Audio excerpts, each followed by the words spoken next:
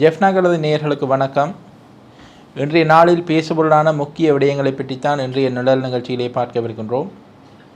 அந்த வகையிலே தையிட்டி காணிகள் தொடர்பாக காணி உரிமையாளர்களிடையே ஏற்பட்டுள்ள ஒரு குழப்பமான நிலை மற்றும் ஸ்ரீதரன் எம்பி வெளியிட்டுள்ள முக்கிய அறிவிப்பு மற்றும் கோட்டாபய ராஜபக்ஷ தொடர்பாக வெளிவரும் தொடர்ச்சியான அதிர்ச்சிகர தகவல்கள் என்பவை பற்றித்தான் இன்றைய நிழல் நிகழ்ச்சியிலே பார்க்க வருகின்றோம். முதலாவது விடயம் என்னவென்று சொன்னால், தையிட்டி விஹாரை அமைந்துள்ள காணிகளை விடுவிப்பது தொடர்பாக அதற்கான அளவீடுகளை மேற்கொள்வதற்கும் நடவடிக்கைகள் எடுக்கப்பட்டதாக கடற்கொள்ளை அமைச்சர் ராமலிங்கம் சந்திரசேகர் அறிவித்திருந்தார். அமைச்சருடைய அறிவிப்பு, அந்த வாய்மொழி மூலமான அறிவிப்பை எந்தளவு தூரத்திற்கு நம்பி நாங்கள் களமிறங்குவது, இவர்கள் அளவீட்டை மேற்கொண்டு விட்டு காணிகளை சுவீகரித்து விட்டால் நாம் என்ன செய்வது என்ற அங்கலாய்ப்பிலே இன்று காணி உரிமையாளர்கள் ஒரு குழப்பமான நிலையிலே இருக்கின்றார்கள். இந்த நிலையிலே காணி உரிமையாளர்கள், அரசியல் தரப்புகள், சிவில் சமூக பிரதிநிதிகள் எல்லோரும் இணைந்து இன்றைய தினம் ஒரு கலந்துரையாடல் ஒன்றை யாழ்ப்பாணம் தந்தை செல்வா கலையரங்கிலே நடத்தியிருந்தார்கள். இதன்போது பல்வேறு தரப்பினரும் பல்வேறு விதமான கருத்துக்களை பகிர்ந்து கொண்டிருந்தார்கள். அதாவது இவர்கள், இந்த அரசாங்கம் கடந்த காலங்களில் அவர்களுடைய செயற்பாடுகள் முன்னைய அரசாங்கங்களைப் போலவே இவர்களும் செய்வார்களா? குறிப்பாக இதுவரை காலமும் காணிகளை விடுவிப்பதாக இருந்தால் அந்த அளவீடு காணி நில அளவை செய்து விடுவிப்பதென்ற எந்தவித செயற்பாடுகளுமே இடம்பெற்றது கிடையாது. குறிப்பாக அவர்கள் எழுந்து செல்லும் போது அந்த காணிகள் இயல்பாகவே மக்களிடம் கையளிக்கப்படும்.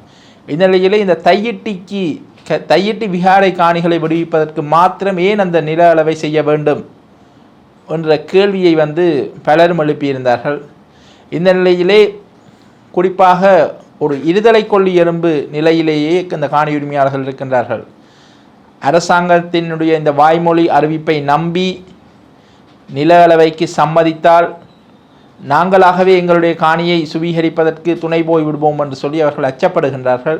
இது தொடர்பாக இன்றைய தினம் யாழ்ப்பாண மாவட்ட செயலாளரிடம் அவர்கள் அணுகி, குறிப்பாக காணி சுவீகரிக்க மாட்டோம், காணியை கையளிப்பதற்காக மட்டுமே அந்த நில அளவையை செய்ய விடுக்கின்றோம் என்று எழுத்து மூலம் வாக்குறுதி தருவீர்களா என்று கேட்டபோது அவர்கள் மாவட்ட செயலாளர் அவ்வாறு தர முடியாது என்று மறுத்திருப்பதாகவும் அந்த காணி உரிமையாளர்கள் தெரிவித்திருக்கின்றார்கள். இந்த நிலையிலே 17ஆம் தேதி அந்த நில அளவை செயற்பாடு இடம்பெறும் என்று சொல்லி அறிவிக்கப்பட்டிருக்கின்ற நிலையிலே காணி உரிமையாளர்கள் 17 பேரும் தற்போது இனங்காணப்பட்டிருக்கின்ற அந்த 17 காணி உரிமையாளர்களும் இணைந்து ஒரு முடிவை எடுப்பதாக தற்போது ஒரு தீர்மானத்துக்கு வந்திருக்கின்றார்கள்.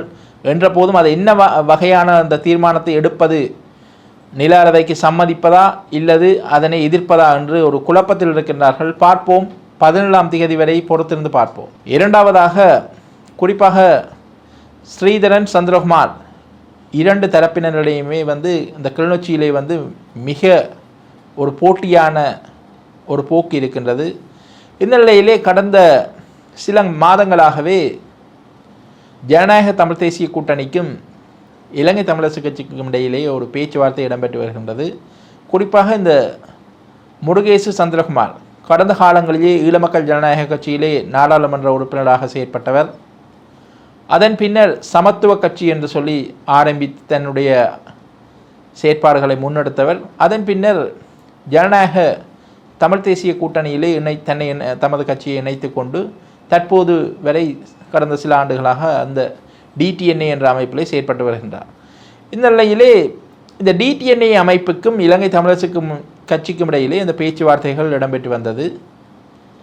இந்த நிலையில்தான் இன்றைய தினம் யாழ்ப்பாணத்தில் ஊடகங்களின் கேள்விகளுக்கு பதிலளித்த இலங்கை தமிழரசு கட்சியின் பார்லமெண்ட் உறுப்பினர் சிவஞானம் ஸ்ரீதரன், இந்த சந்திப்புகள் தொடர்பாக நான் ஊடகங்களை பார்த்தே அறிந்து கொண்டேன் என்று தெரிவித்ததுடன், அவ்வாறு இணைந்து அவர்கள் செயற்பட்டால் எனக்கு நல்லதுதான், அதனை நான் வரவேற்கின்றேன் என்று தெரிவித்திருந்தார். இதே வேளையிலே சந்திரகுமார் உள்ளிட்ட அந்த பங்காளி கட்சிகள் தொடர்பாக உங்களுடைய நிலைப்பாடு என்ன என்று கேட்டபோது, டெலோ, பிளட் மற்றும் இபிஆர்எல்எஃப் ஆகியன ஏற்கனவே தமிழ் தேசிய கூட்டமைப்பில் இணைந்து பயணித்தவர்கள், ஆகவே அதில் பிரச்சனை கிடையாது. அதே நேரத்தில் கடந்த காலத்திலே அரச தரப்போடு இணைந்து குறிப்பாக இந்த இன அழிப்பு மற்றும் பல்வேறு செயற்பாடுகளுக்கு துணை நின்றவர்கள் தற்போது தமிழ் தேசியம் பேசு அவர்கள் செயற்பட்டாலும் கூட அதனை ஏற்றுக்கொள்ள முடியாது. அதே நேரத்திலே சந்திரகுமாருடன் எந்த வேளையிலும் அரசியலில் இணைந்து பயணிக்க முடியாது, கிளிநொச்சியில் ஒருபோதும் இணைந்து செயற்பட முடியாது, யாழ்ப்பாணத்தில் இவர்கள் என்ன வேண்டுமென்றாலும் செய்யட்டும், ஆனால் கிளிநொச்சியில் அவர்களுடன் இணைந்து அரசியலில் ஈடுபட நான் ஒருபோதும் அனுமதிக்க மாட்டேன் என்று சொல்லி ஸ்ரீதரன் அவர்கள் தெரிவித்திருக்கின்றார். இந்த நிலையிலே தான் இந்த விடயத்தை இலங்கை தமிழரசுக் கட்சியினுடைய மத்திய குழுவிலும் வலியுறுத்தியதாகவும் கட்சி தலைவருக்கும் ஏனையவர்களுக்கும் தான் இந்த விடயத்தை அறுதியும் உறுதியுமாக தெரிவித்ததாகவும் தெரிவித்திருக்கின்றார். இந்த நிலையிலே ஜனநாயக தமிழ் தேசிய கூட்டணியில் அங்கம் வகிக்கின்ற 5 பங்காளி கட்சிகளுடனும் இலங்கை தமிழரசுக் கட்சியுடன் இணைந்து மீளவும் ஒரு கூட்டமைப்பு உருவாகமாக இருந்தால் ஸ்ரீதரன் என்ன முடிவை எடுக்கப் போகின்றார் என்று சொல்லி நீண்ட காலமாகவே அந்த விவாதம் இடம்பெற்ற நிலையிலே இன்றைய தினம் ஸ்ரீதரன் அதை வெளிப்படையாக அறிவித்திருக்கின்றார். ஆகவே ஸ்ரீதரனுக்காக இலங்கை தமிழரசுக் கட்சி தனது முடிவில் மாற்றங்களை செய்யுமா என்பது காலம்தான் பதில் சொல்லும். பார்ப்போம். இந்த விடயத்தில் ஸ்ரீதரன் தனது நிலைப்பாட்டை அறிவித்து விட்டார். குறிப்பாக சந்திரகுமாருடன் இணைந்து பயணிக்க முடியாது என்று. அந்த வகையில் இலங்கை தமிழரசுக் கட்சியோ இந்த விடயத்தில் என்ன முடிவை எடுக்கப் போகின்றது என்பதை பொறுத்திருந்து பார்க்க வேண்டியிருக்கின்றது. இலங்கை தமிழரசுக் கட்சியோட ஜனநாயக தமிழ் தேசிய கூட்டணி தொடர்ந்து பேச்சுவார்த்தைகளை நடத்தி வருது. இந்த சந்திப்பு தொடர்பாக உங்களுடைய நிலைப்பாடு? பத்திரிகைகளில், ஊடகங்களில், யூடியூப்பில் நானும் பார்க்குறேன். நல்லது நடந்தால் வரவேற்போம். அந்த கூட்டணி அமைஞ்சால் நீங்களும் ஓகே. நான் தமிழரசுக் கட்சி தான் இருக்கிறேன். இன்னும் என்ன தமிழரசுக் கட்சி வந்து கலைக்க இல்லை. கலைச்சால் நான் சேர்ந்து போகிறதா இல்லையான்னு முடிவிடும். இல்லை, ஜனநாயக தமிழ் தேசிய கூட்டணியில் இருக்கிற பங்காளி கட்சிகள் எல்லாரையும் நீங்கள் ஏற்றுக்கொள்றீங்களா? அதில் கிட்டத்தட்ட 3 கட்சிகள் இபிஆரில் புல்லட்கெலோ ஏற்கனவே தமிழ் தேசிய கூட்டமைப்பாக இருந்தவர்கள். இன்னொரு கட்சி இந்த தேசத்தையும் மக்களையும் காட்டி கொடுத்து இந்த மக்களை சின்னாபின்னமாக்குவதில் இருந்த அரசோடு கூடியிருந்தவர்கள். இப்பொழுது தமிழ் தேசியம் பேசினால்தான் வாக்கெடுக்கலாம் என்றால் அவ்வாறானவர்களை நாங்கள் கடுமையாக அவர்களோடு சேர்ந்து எந்த ஒரு தேர்தலிலும் நாங்கள் பங்கு கொள்ளக்கூடிய சூழ்நிலை கிளிநொச்சியிலே எங்களுக்கு இருக்காது. யாழ்ப்பாணத்தில் யாரும் சேர்ந்து கேட்டால் அது அவர்களை பொறுத்தது. ஆனால் அவர்களோடு சேர்ந்து எங்களால் சந்திரகுமார் அணியோடு சேர்ந்து அரசியலில் நாங்கள் போக முடியாது என்பதை நான் மத்திய குழு கூட்டத்திலும் தெளிவாக குறிப்பிட்டிருக்கிறேன். எங்களுடைய கட்சியினுடைய தலைவருக்கும் ஏனையவர்களுக்கும் கூட தெளிவாக அதனை சொல்லியிருக்கிறேன். அதை தாண்டி சென்றால் ஏற்கனவே நான் ஸ்ரீடோலோவை இணைத்த பொழுதும் கூட சத்தியலிங்கத்துக்கு இந்த கருத்தை சொல்லியிருந்தான்.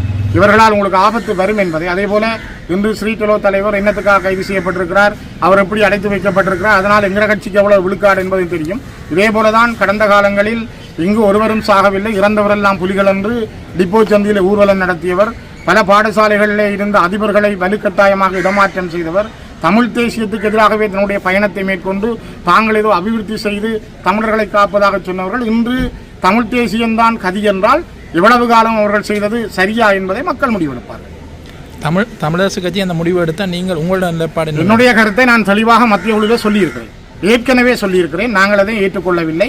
அதனை ஸ்ரீதரனாகிய நான் எதிர்க்கிறேன் என்பதை பதிவும் செய்திருக்கிறேன், அறிக்கையில் எழுதப்பட்டும் இருக்கிறேன். மூன்றாவதாக கோட்டாபய ராஜபக்ஷ தொடர்பாக குறிப்பாக அவர் ஆட்சியிலிருந்து 2019ஆம் ஆண்டு அவர் ஆட்சிக்கு வந்து 2022ஆம் ஆண்டு அவர் அறகலைய மூலம் வெளியேற்றப்பட்ட பின்னர் அவர் தொடர்பாக பல்வேறுபட்ட தகவல்கள் வெளிவந்த மன்னமே இருக்கின்றன. குறிப்பாக இந்த தேசிய மக்கள் சக்தி ஆட்சி அமைத்த பின்னர் அவர் தொடர்பாக பல்வேறுபட்ட தகவல்கள் வெளிவருகின்றது. குறிப்பாக இந்த உயிர்த்த ஞாயிறு தாக்குதல் தொடர்பான விசாரணைகளில் அந்த உயிர்த்த ஞாயிறு தாக்குதலுக்கும் கோட்டாபய ராஜபக்ஷவுக்கும் தொடர்பு இருக்கின்றது என்று பலவாறாக நம்பப்படுகின்றது. அது தொடர்பான ஊகங்களும் எழுந்திருக்கின்றன. குறிப்பாக இந்த அரச புலனாய்வு திணைக்களத்தினுடைய முன்னாள் பிரதானி சுரேஷ் சாலே கோட்டாபய ராஜபக்ஷவுக்காகத்தான் அவரை ஜனாதிபதி பதவிக்கு கொண்டு வர வேண்டும் என்பதற்காகத்தான் அந்த தாக்குதலுக்கு அவர் துணை போனார் என்று சொல்லி குற்றப்புலனாய்வு திணைக்களம் நம்புகின்றது. இந்த நிலையிலே உயிர்த்த ஞாயிறு தாக்குதல் தொடர்பாக